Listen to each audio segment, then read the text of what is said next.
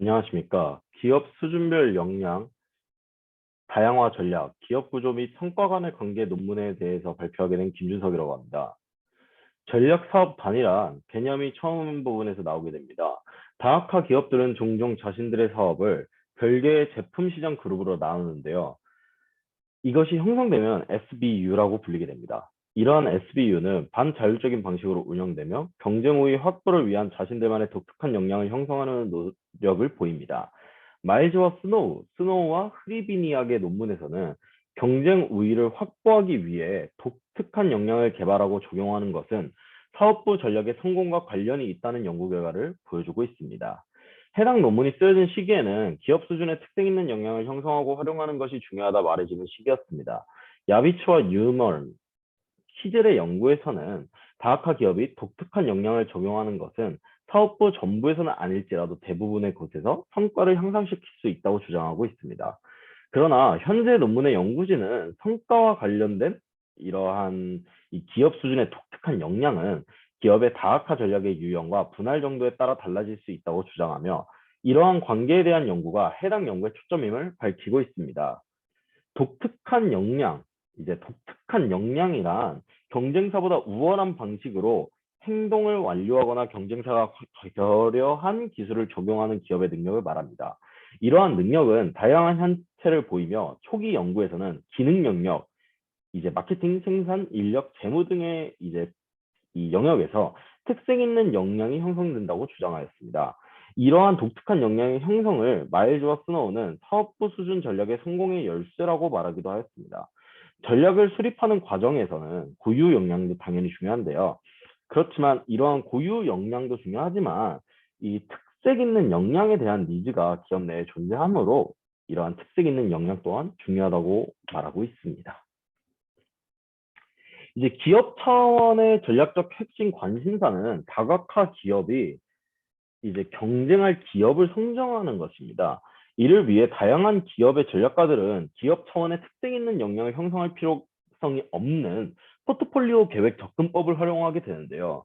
해당 전략의 경우 재무 성과와 시장 위치 및 산업 매력도를 확인하여 자원의 배치하는 것으로 기업의 다학화 정도가 낮을 시 훌륭한 효과를 보이지만 기업이 다양한 수준의 다학화를 하였을 경우에는 해당 전략이 성공적인 효과를 가져오기는 어렵습니다. 여러 학자들은 그동안의 데이터들을 통해 포트폴리오 계획 접근 방식은 고도로 다학화된 기업을 성공시키기 어렵다고 말하고 있습니다. 다학화된 기업 사업부 대부분의 독특한 역량을 적용함으로써 다양성이 높은 방식으로 관리할 수 있다고 주장을 하며 다학화된 기업에서 왜 독특한 역량이 필요한지를 이것을 통해서 말하고 있습니다. 이러한 다학화 기업 수준의 독특한 역량을 만들 수 있는 것은 예를 들어서 중앙 집중식 마케팅, 기업 연구 개발, 생산 기술 등이 있습니다. 중앙 집중식 마케팅의 경우 동일한 기술을 활용하는 여러 사업부들을 가진 다학화 기업이 단일 기술 센터를 설립하여 경쟁 우위를 확보하는 것을 예로 들 수 있습니다.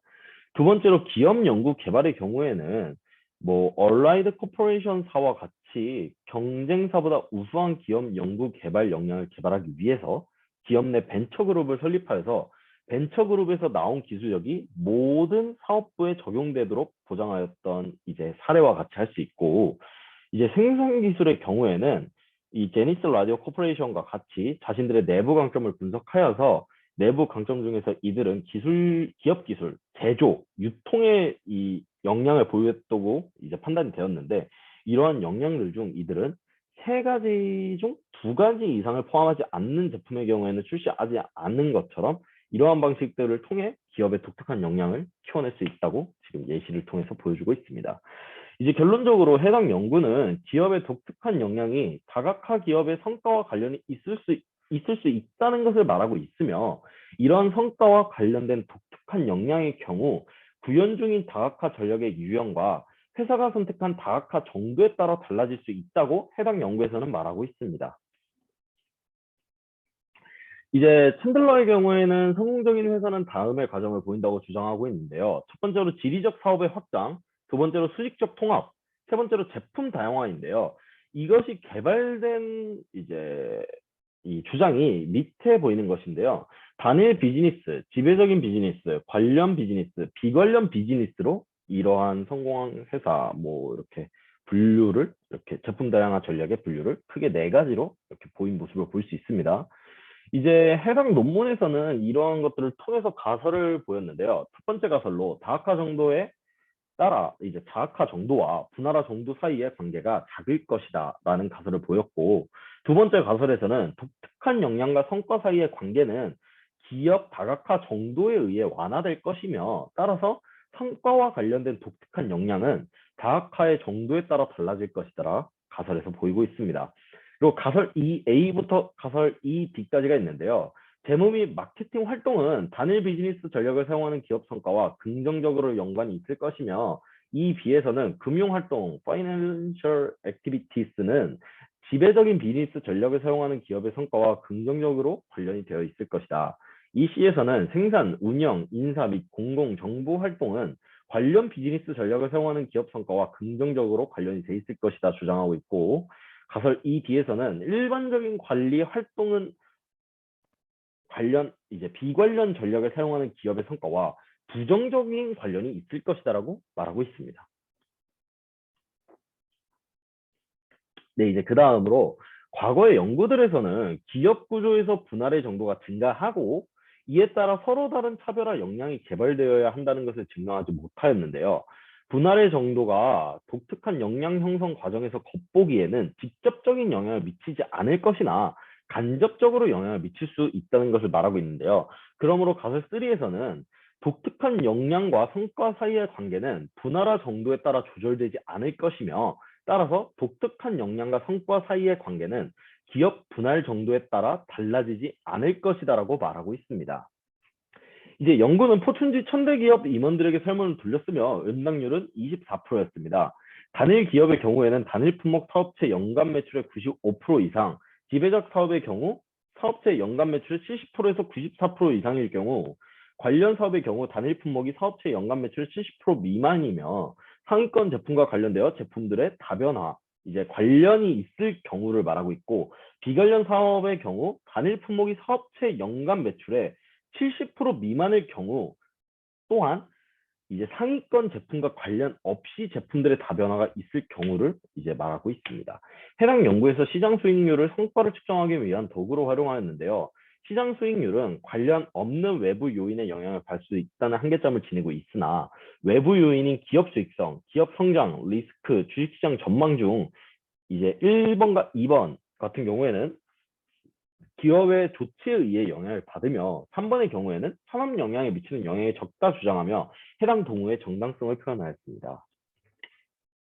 이제 결과 가설 1의 경우에는 상관계수가 0.28로 통계적으로는 유의미한 결과가 나왔으나 그 변수의 공통된 분산이 7.8%이기 때문에 이제 그리 크지 않다라는 결과가 도출되었습니다. 가설 2의 경우에는 해당 표를 통해서 알다시피 두 번째 가설이 유의미하다는 것을 알 수 있었는데요. 독특한 역량과 성과 사이의 관계가 기업이 시행하고 있는 다학화 전략의 유형에 따라 다르다는 것을 의미하고 있습니다. 가설 3의 경우에는 해당 표에서 보시다시피 R제곱 변화에서 통계적으로 유의하지 않다라는 결과가 나왔고, 즉 독특한 역량과 성과 사이의 관계가 기업이 채택한 분할화의 정도에 따라 달라지지 않는다는 가설 3을 뒷받침하고 있습니다. 가설 2A부터 2D의 경우에는 피어슨 상관계수를 통해 검증하였고, 다양화 전략에 대한 7가지 독특한 역량 측정 성과 사이의 관계를 표로 도출하였습니다. 이제 가설 2A부터 2D까지를 봤을 때 결국 2B와 2D는 강력하게 지지가 되었으며, 가설 2A와 2C의 경우에는 부분적인 지지를 보이고 있습니다.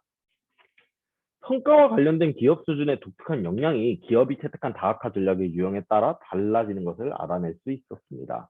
단일 비즈니스 부분, 이 A 부분에서 금융활동은 단일 기업에서 성과와 긍정적인 관련이 있고, 그렇지만 마케팅 활동과 성과 사이의 관련 부족과 공학연구 및 성과와 관련된 부정적인 관계는 예상되지 않았습니다. 해당 결과는 자원 축적과 관리가 매우 중요하다는 것을 시사하고 있으며, 성공적인 단일 기업은 재무 관리를 강조하였지만 신제품 개발에 집중을 하지 않았는데요. 해당 기업들은 현재 제품군을 이용하려고 시도했을 가능성이 높고, 이러한 기업들이 미래의 다각화 시도를 위해 자원을 보존하고 있을 수 있다는 것을 보여주며 월풀의 사례를 이렇게 보여주고 있습니다. 이제 지배적 비즈니스 부분에서는 금융 활동은 지배적인 기업에서 성과와 관련이 있으며 해당 결과를 통해 점점 다양해지는 기업들에게 자원의 효과적인 관리의 중요성을 시사하고 있고 다각화를 성공하기 위해선 상당량의 자본 접근과 해당 자원의 적절한 위치가 필요하다는 것을 알려주고 있습니다. 관련 비즈니스 부분에서는 생산 운영 활동은 관련 기업에서 성과와 긍정적인 관련이 있으며 이제 이러한 연구에서 보시다시피 제한한 이제 강력한 다각화 전략을 따르는 기업들이 신제품 분야에서 기술적 시너지를 추구한다는 제안을 뒷받침한다고 보여지고 있습니다. 해당 결과는 관련 분야에서 다각화를 시도하는 기업에게 특히 중요할 수 있으며 있다는 것을 이제 관련 비즈니스 부분에서는 보여주고 있습니다. 비관련 비즈니스 부분에서는 일반적 행정 활동이 비관련 비즈니스 기업의 성과와 부정적인 관련이 있다는 것을 보여주고 있는데요. 여러 개의 관련 없는 사업을 하는 기업들은 종종 일반적 관리를 통해 사업부를 관리하는데요. 그러나 이러한 경우에 해당 사업 포트폴리오로 인해 사업부 내에서 중요한 것이 밀리는 사태가 일어날 수 있다는 것을 말하고 있습니다. 이제 저 같은 경우에는 논의점에 대해서 해당 연구에서는 재무적인 요소를 사용하여 결과를 도출하였으나 기업을 구성하는 비재무적인 요소가 고려되진 않았는데요. 현대 경영에 있어서 비재무적인 요소의 중요도가 급증하고 있는 가운데 해당 연구에서 사용된 방식을 현재 기업에서도 과연 활용할 수 있는가에 대해서 논의하고 싶어 논의 주제로 가져오게 되었습니다. 그 다음 연구의 경우에 이제 발표를 하려고 하는데요. 세계 2차 대전 이후 미국의 대기업의 양상은 극적인 변화를 겪으면서 500대 산업기업의 비율이 30%에서 60%로 증가되는 모습을 보였습니다. 기업의 수익성은 다각화 전략에 따라 기업마다 큰 차이를 보였고 기업 가장 높은 수준의 수익성은 핵심 기술이나 자원을 활용한 분야로 다각화라는 전략을 가진 곳에서 나타났고 가장 낮은 수준의 수익성은 비관련 다각화 전략을 따르는 수직 통합 기업에서 드러났습니다. 이제 SIC라는 것이 나오는데요. 이 정통적인 방식으로서 구체적이고 복잡하다는 장점을 가지고 있으나 SIC 등급 간의 동일한 이질성을 보인다는 단점을 보였고 그렇기 때문에 해당 연구에서는 다양성의 단일 지수에 대한 다양화 전략이라는 7가지 범주의 집합을 사용하였습니다. 이제 RSRC, RRRV라는 것이 나오는데요. RS의 경우에는 강력한 시장 상호 의존성을 지닌 제품을 통해 만들어지는 수익을 나타내며 RC의 경우에는 공통 핵심 기술, 자원 공유를 통해 만들어지는 수익, RR의 경우에는 관련 사업체 중 한 개 이상은 관련돼 있긴 하지만 공통 기술 및 자원은 없는 곳에서 발생하는 수익을 말하고 있습니다. RV의 경우에는 생산 과정에서 원자재 처리 및 기업에서 생산하는 제품과 관련 제품의 부산물에서 발생하는 수익을 말하고 있습니다. 이제 표본 모집단의 경우에는 테이블 1에서 이렇게 나타나게 되었고요. 수익성 및 다양성 부분은 테이블 2, 테이블 3에서 나타나게 되는데 해당 결과 지배적 수직 및 비관련 비즈니스는 다른 범주에 비해 훨씬 낮은 수준의 수익성을 보이고 있고 대기업 기업이 획득한 수익률이 상당히 낮은 것으로 입증되었습니다. 그렇다 이제 또한 제약그룹의 경우에는 가장 수익성이 높은 것으로 나타나게 되었습니다. 이제 이론적인 논의 부분에서 다양화는 회사가 다른 제품들과 시장 상호작용이 없는 제품이나 제품군을 만들고 판매하기 위해 확장될 때 일어난다고 말하고 있으며 제품 다양성의 적절한 수는 범위의 경제와 조직 규모의 비경제성 균형을 맞추는 것이라 말하고 있습니다. 경쟁 기업의 효율성에 대한 지속적인 분산은 기업의 생산 프로세스와 관리 시스템을 둘러싼 모호성과 불확실성에서 나오며 해당 연구에서 만약 두 회사가 같은 규모라면 덜 다양화된 기업의 예상 평균 시장 점유율이 더 크다고 말하고 있습니다. RS와 평균 시장 점유율 수익 사이에는 암묵적으로 긍정적인 연관성이 있다고 말하고 있으며 RC의 값이 더 클수록 범위와 측정된 프리미엄에서의 단일 인자 경제의 존재를 나타내는 경향이 있다고 말하고 있습니다. 이제 결론적으로 RC그룹 효과는 예상 이외의 결과가 나오기도 했고 RC그룹의 높은 ROC가 주로 산업 효과였으며 RC 회사들이 그들이 참여하는 산업을 고려하였을 때 기대했던 대로 수행했다는 것을 보여주고 있습니다. 다양하지 않은 기업들은 더 큰 평균 시장 점유율을 갖는 경향이 있으며 관련 기업의 더욱 큰 클러스터를 보여주는 기업들 역시 비정상적으로 생산적인 핵심을 개발한 기업들이라는 것을 해당 연구에서는 볼 수 있었습니다. 저 같은 경우에는 이러한 연구를 통해 경영 환경에서 비재무적인 요소에 대한 중요도가 증가하고 있는 현대 경영에서 이를 접목시킬 경우에 이 현대 기업을 접목시킬 경우에도 해당 결과가 과연 도출될 수 있을까라는 논의 주제를 들고 오게 되었습니다. 지금까지 발표하게 된 김준석입니다. 감사합니다.